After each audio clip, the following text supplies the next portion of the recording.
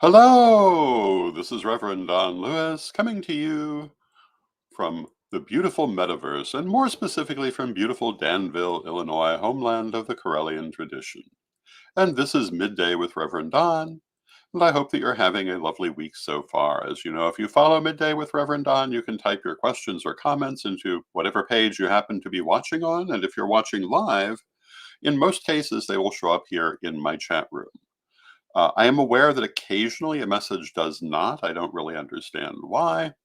I'm under the impression that most of them are supposed to, but the vast majority certainly do.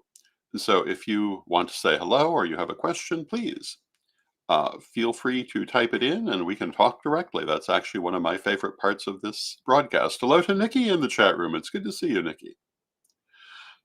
Today, our subject is going to be um, public ritual and why it's important, and to some extent, the skills that you need for it.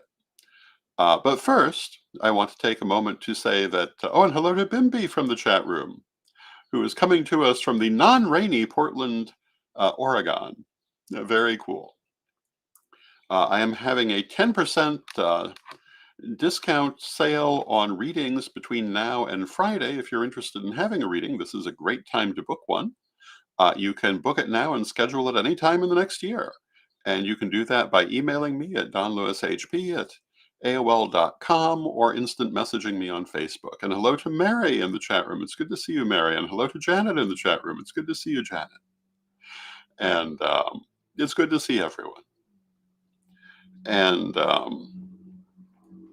it is, I think, probably best in our subject for today that we begin by defining our terms. And hello to Mary Hawk in the chat room. It's good to see you, Mary. And I think probably the best thing to do is to start with what exactly is ritual. And for want of a better way to put it, ritual is something that you do regularly with the intention of producing a specific result. In this case, of course, we mean metaphysically, but that's not the only place where the term applies. For example, every morning, one of the first things I do is brush my teeth. I imagine that's true for all of us. And that can be considered and is occasionally described as a ritual because we regularly do it and we do it for a particular purpose to clean our teeth. People have a wide range of rituals ranging from their daily coffee to things that are merely to help them to get through their life and are non-metaphysical. But in metaphysics, when we use the term ritual, we're referring to a kind of ceremony. And the ceremony is done either for magic, for meditation, or for worship/celebration. And sometimes for all of these at once, sometimes for individual purposes within this. And they're all worth doing. Each one of them has its own reason to be. And in some ways, each one has its own skills that have particular relevance to that purpose. Things that can be very important in a celebratory ritual are not necessarily important in a magical ritual, and vice versa, um, depending on what your purpose is. And this is true for everything that we do in life. Every purpose has a certain skill set that most benefits it. When we talk about public ritual, um, I want to take a moment to distinguish that from personal ritual, group ritual, and public ritual. Um, some people, I think, mistake group ritual for public ritual, and they don't really mean the same thing, although even I myself sometimes use the terms interchangeably. A private ritual, a personal ritual, is one that we're doing ourselves for our own growth, our own magic, our own purposes. and no one else is involved. It's purely part of our personal path. And um, I would imagine that we all do this. It's certainly an important part of our spiritual growth. But group ritual is a very different thing. And the reason it's different, in part, is that when you bring multiple people together, they multiply their effect. I've talked in previous programs about how we all put off a certain amount of energy naturally and pick up on that energy from other people. When we're working with magic, we greatly accentuate that and we do it quite intentionally. We're raising and directing energy. And when we do that together, we can, in many cases, raise and direct a lot more energy. Um, so, group ritual has a lot to say for itself, um, both in terms of learning to work with other people, in terms of learning better focus when working with other people, magically speaking, and in terms um, of raising the ability to manifest what you're working for, raising the energy higher than you could do alone in many cases. Now, it's also worth saying that for that to be true, everyone in that group ritual has to be working in the same direction. And when we're talking about private group rituals, which is how I'm using the term in this context, usually it's people who know each other quite well and either have been working together for a long time or plan to be. Um, and they work on syncing their energy in these purposes. And that's a very valuable thing. So, although I'm very big on solitary ritual, do not assume that I do not think that group ritual is also important. I think it's a very important experience in particular, and very important for certain purposes as well, and very excellent training. But when we talk about public ritual, we're talking about something different again. When we talk just generally about group ritual, that's usually still private. It's a private coven or group of friends or people who have come together to work together magically. But it's still a very controlled environment. Public ritual is not. When we do public ritual, more often than not, we're talking about rituals that are quite literally open to the public, and all kinds of things can happen. And it can be a far more challenging experience for that reason.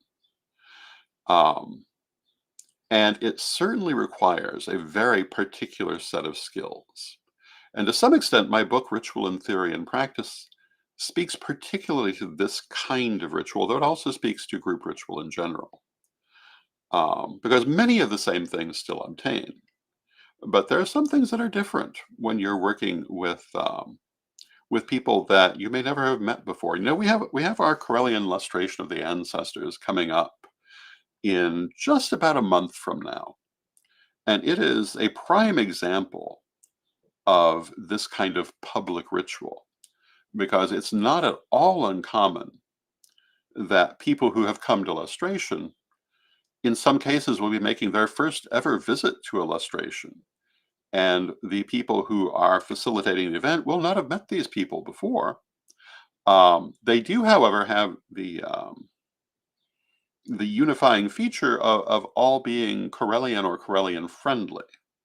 Um, but still, you're working with unfamiliar energies, unfamiliar people, and you have to take this into account with what you're doing. Now, why is this kind of ritual important? And before I talk about the particular skills any further, I think public ritual is very important so that people can see what we do and not imagine what they think we do. Because, there are a lot of people out there with very active imaginations. We just saw it with the solar eclipse. There were idiots running around talking about mass human sacrifice events um, based on bizarre technology that does not exist in the real world, but in their mind, it's very real. And bizarre metaphysical events that do not exist in the real world, but in their mind, it's very real. Um, I assure you, those people have an idea of what we do in ritual, and it probably has nothing to do with what we do in ritual. So, for those of us in a position to do so, and that is an important point, not everyone is in that position and not everyone has these skills. But those in a position to do so, I think doing public ritual is a service to our entire community by letting the wider world see what our services are like, what our religious services are actually like. And I think that as a matter of public relations, that's vitally important. I also think for dispelling prejudice and ignorance, it's vitally important. So I'm a very strong proponent of public ritual, and I've been doing it for a long, long time. Um, in the sense of literally, um, anyone can come. And I'll tell you, I'm hard pressed to think of any time that I remember having a problem because of that. Because you might think a bunch of trolls would show up. Um, I'm hard pressed to think of that ever happening. I do remember once we were doing ritual at Foster Avenue Beach in Chicago, and the beach is full of people. Some of the people didn't really understand what was happening, and were a bit trollish. But they didn't come for that purpose. They were already there, and we managed to talk to them, and everything worked out beautifully, which is usually what's going to happen. Now there are exceptions. There are people now who are deliberately disrupting public rituals, and I think that if you're going to do large public rituals, you need to be prepared for this. Um, but really, you always did, and what we always did, and what I think most people do, is they have someone who is the guardian of the circle, whose job, and maybe more than one of them, whose job is to deal with people who um, are curious, are interested, or who want to disrupt, and not uncommonly with the local police. When we did ritual in places like Foster Avenue Beach in Chicago, usually sometime during the evening, a police car would come by, stop, and watch, and then go on its way.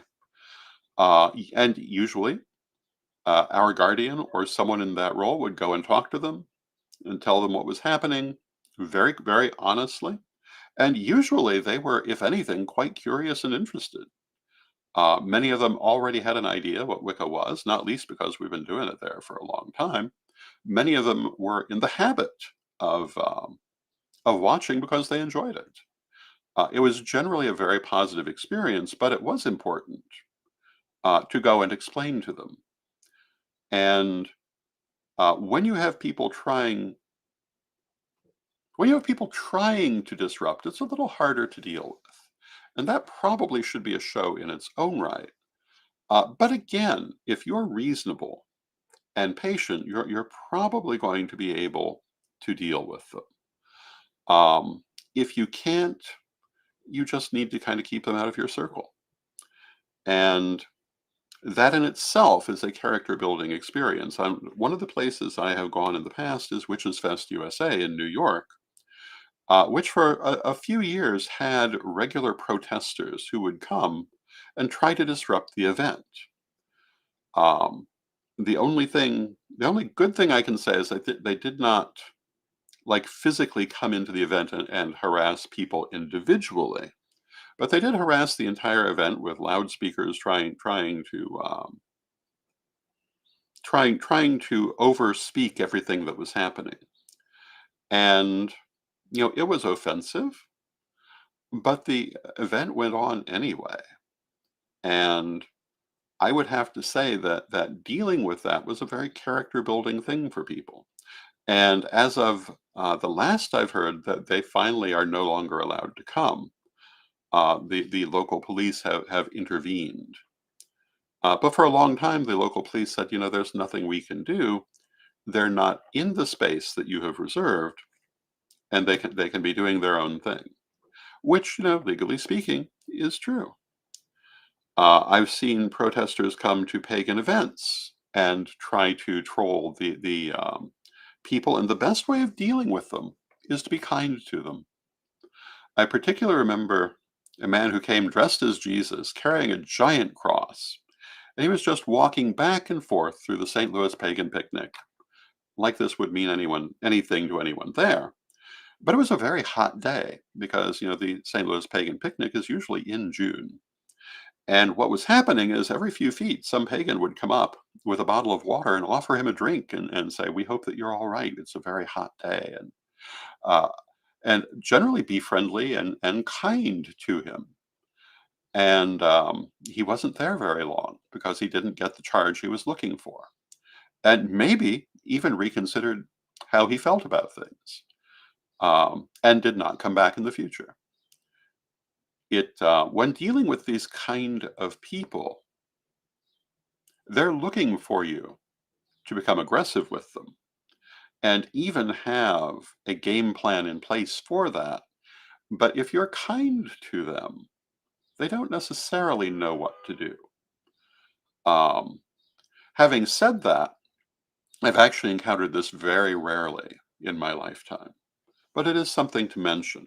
And knowing how to deal with that, having an idea of how to deal with that, and thinking about it beforehand, um, is one of the major skills these days of dealing with public ritual. Now, Bimby says, ironically, I think these are the same people who are always complaining on social media about people blocking roads with their protests. And yeah, there's a certain hypocrisy that's often present in that crowd of people. Having dealt with that, what else is necessary for dealing with public ritual? Well, you have to actually like people.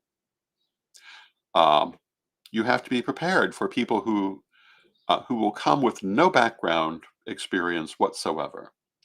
Even people who might just be on the site and think it's worth looking into. And you need to be friendly with them. You need to be open with them, and you need to be prepared to explain to them. And almost always, you're going to get a rewarding experience from that.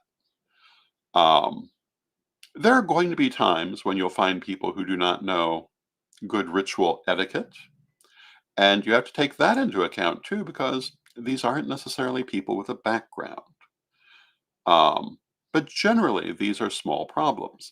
It's much more important to be open to those people of goodwill who are coming, because that's why you're doing a public ritual, to contact people of goodwill, to um, to educate people who are open to learning.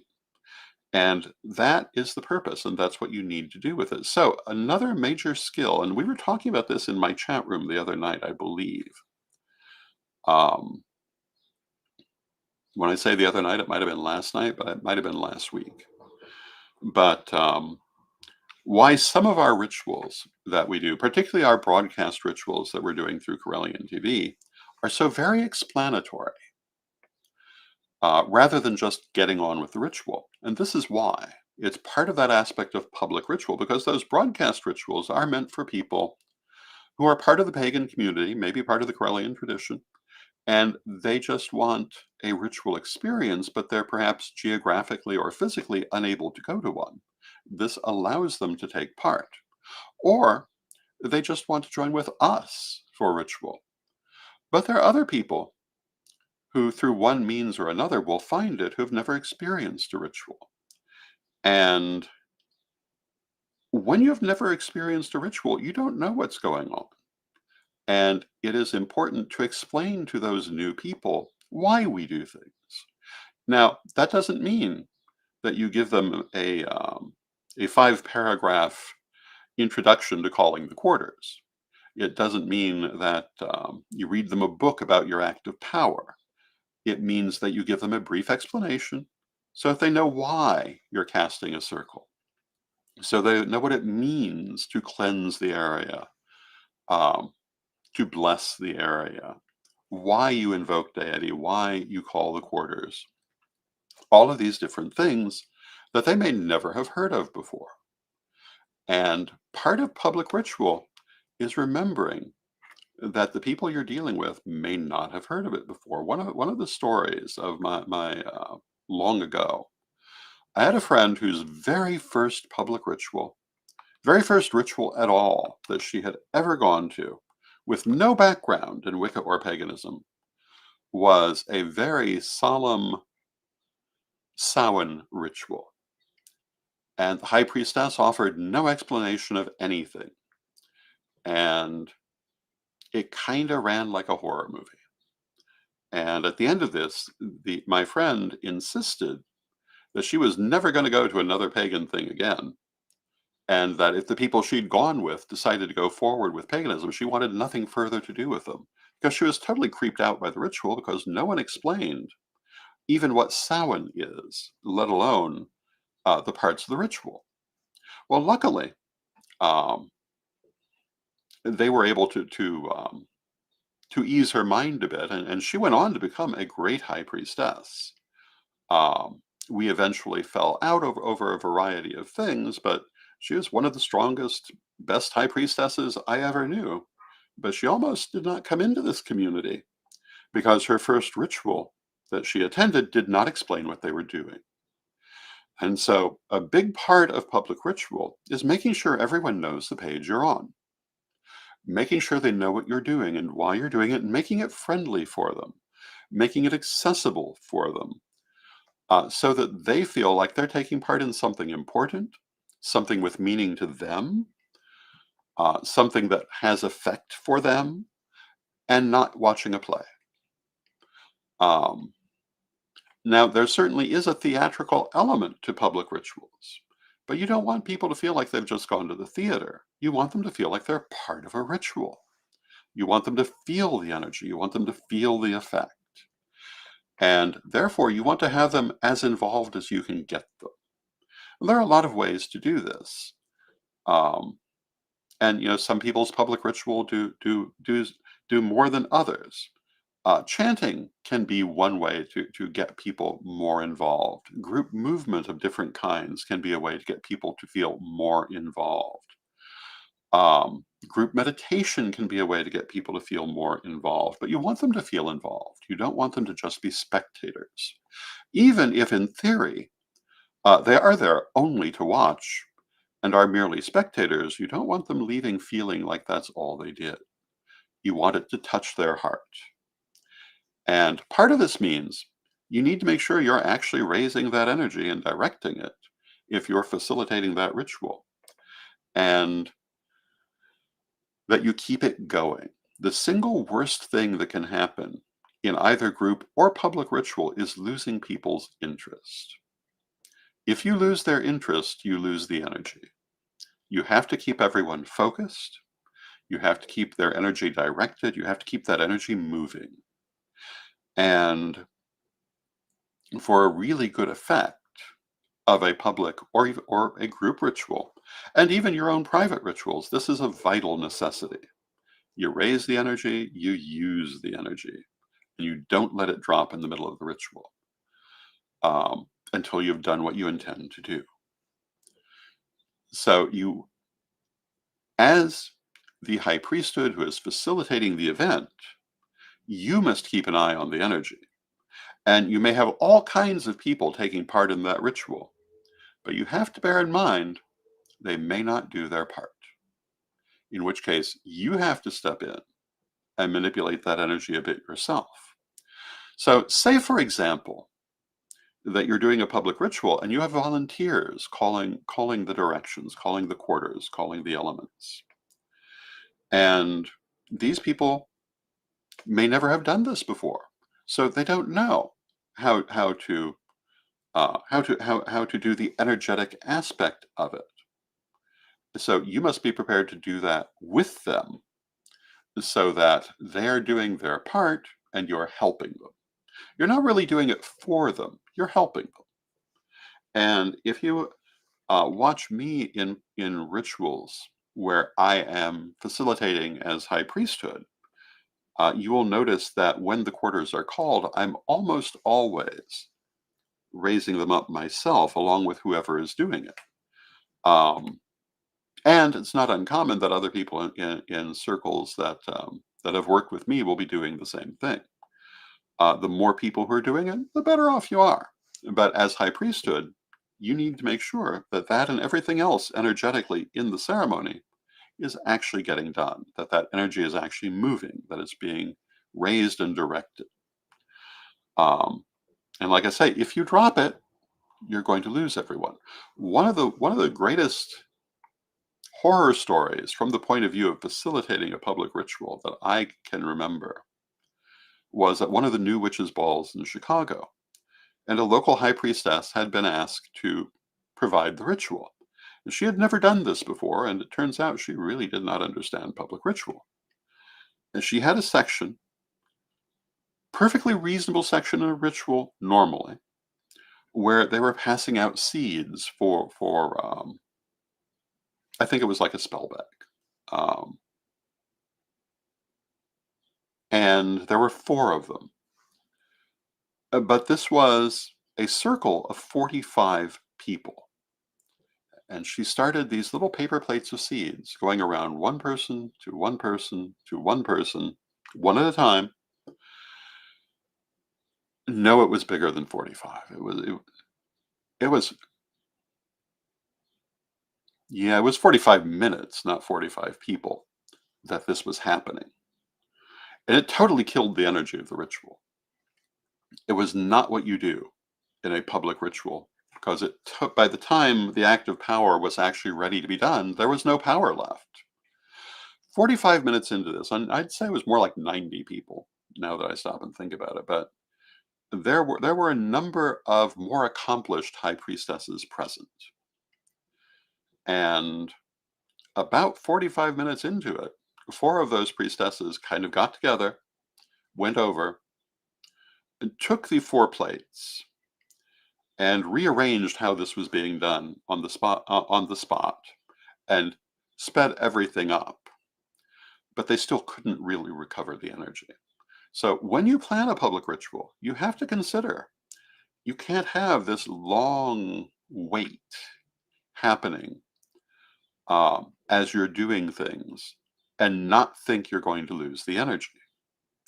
Now, once the act of power is done, well, then it doesn't matter so much. If you've ever been to a lustration, you'll know that at a certain point we come to the announcement section, and this can be quite long sometimes. And it is not good for building energy, although occasionally it's surprisingly good for it. But that's after the main part of the ceremony is over. It's the moment to give thanks to the people who have facilitated the event. And that's important too. But these are some of the things about doing public ritual. Be accessible, be explanatory, and keep your eye on the energy. And also pay attention to the people. Are they on the same page with you, or are they becoming bored?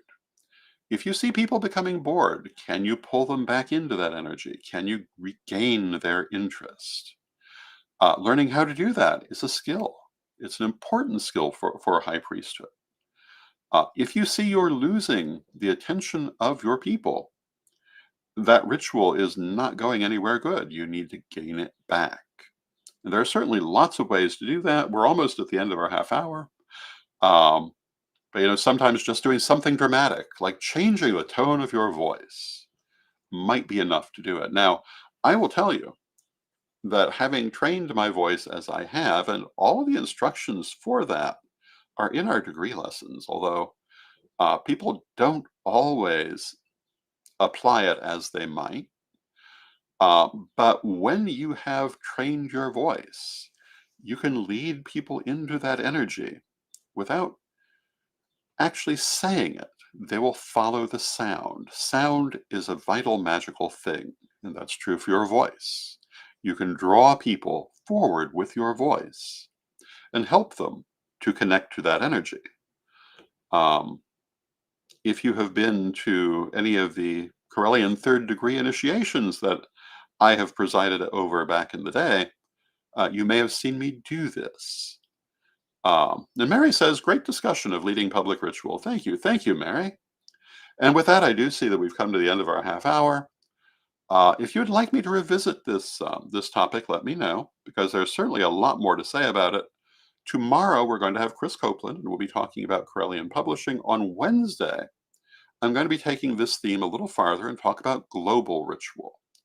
But some of these same aspects may be discussed, or part of this conversation may continue depending on what people want to see.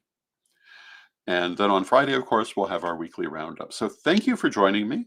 I love spending this time with you. I love you all. I love the fact that we can talk directly. And let us close now with our prayer, as we always do. Divine Mother Goddess, Divine Father God, beloved ancestors, we thank you for all that you do for us in our lives, and we thank you in particular for giving us the means to express ourselves in the world, whether privately or publicly, and for being able to connect with other people. And we ask you to help us to find always better ways to connect with other people, always better ways to raise and direct energy, always better ways to interact with our universe.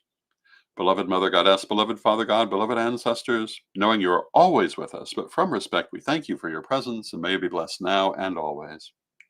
And I thank you for your